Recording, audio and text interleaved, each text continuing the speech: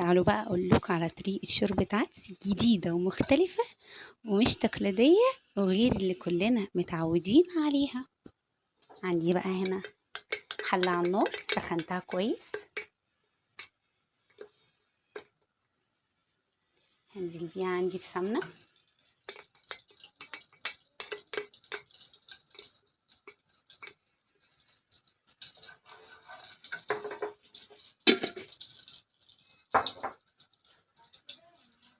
بعد ما السمنة سخنت كويس هنزل بقى عليها ببصلاية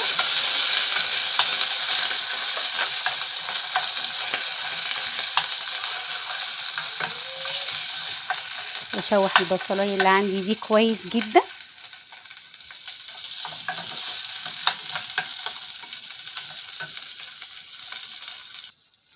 هنا بقى زودت بصلاية صغيرة كمان لان حسيت البصلة اللي عندي قليلة. بعد ما تاخد تشويحة كويس عندي بقى من 3-4 فصوص توم كده هشوحهم برضو كويس.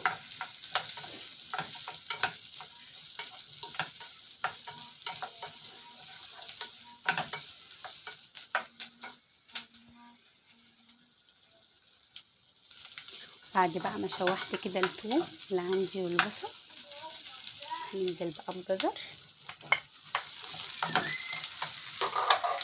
هشوحه برضو كده كويس.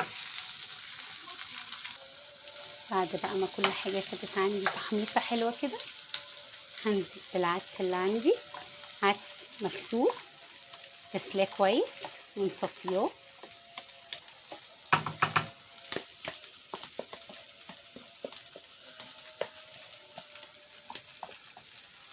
انا متعودة بعمل شوربة العدس بالطريقة دي. الشوربة عندي صراحة بيبقى طعمها حلو قوي ومش بتقعد كمان من كتر حلاوتها. هنشوح بقى العدس كويس كده نديله تحميصة حلوة برضو. عندي بقى هنا طماطمايه كده متقطعة 4/4 هديها برضو تحميصة حلوة كده، تشويحة حلوة مع الحاجة.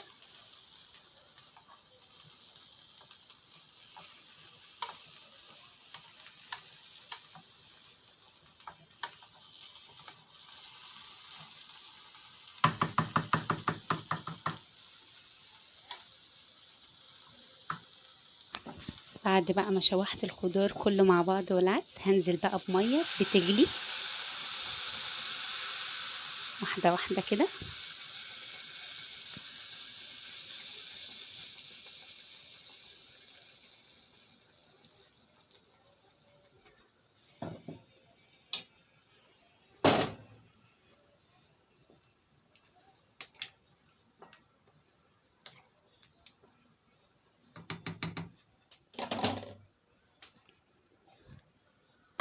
وهغطي عليه واسيبه بقى يستوي على مهله كده. هنا بقى كده شوربة العدس استوت عندي، هسيبها بقى لغاية اما تبرد خالص، هطفي عليها واسيبها لغاية اما تبرد واضربها في الخلاط. كده بقى العدس اللي عندي بعد ما برد ضربته في الخلاط. هنعمل له بقى الطشة بتاعته. يلا بقى نعمل الطشة. عندي طاسة فاضية هنزل عليها بقى بحتة سمنة كده،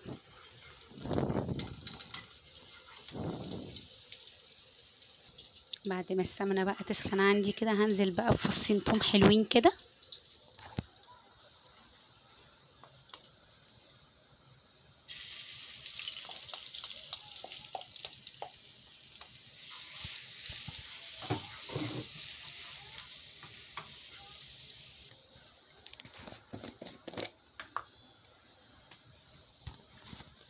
حبة كزبرة ناشفة،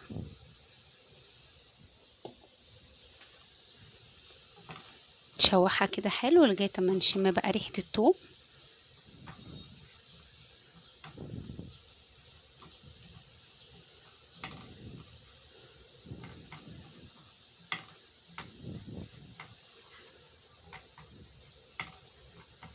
حمصت بقى عندي بالشكل ده. ننزل بقى بالطشة بتاعتنا ونحط بقى التوابل بتاعتنا.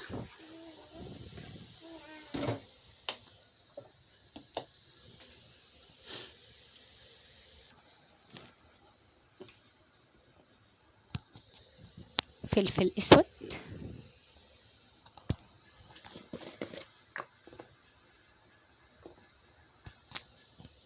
معلقة صغيرة كمون،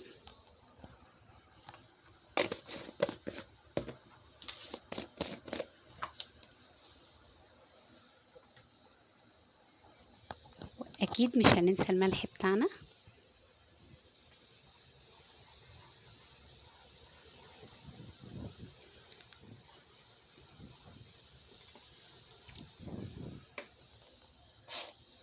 هدوق بقى، لو محتاج ملح هزود. بسم الله. محتاج شوية ملح، رشة ملح.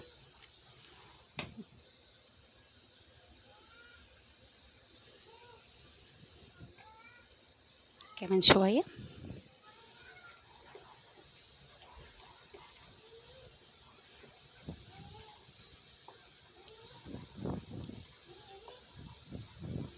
هسيبه بقى يغلي جاله على النار كده، وبعد كده اقدمه معاكم. وبس كده العدس بتاعي غرفته. وتحبوا تقدموه بأي حاجة جنبه قدمه. أنا قدمت جنبه شوية بطاطس، وكمان بحب أقدم جنبه شوية عيش مقرمش، بحبه أوي جنب العدس. وانتوا بقى تقدروا تقدموه مع أي حاجة تعجبكم. وبس كده، لو عجبكم بقى الفيديو لايك وشير واشتراك في القناة.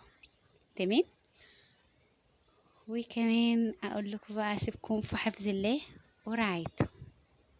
والسلام عليكم ورحمة الله وبركاته.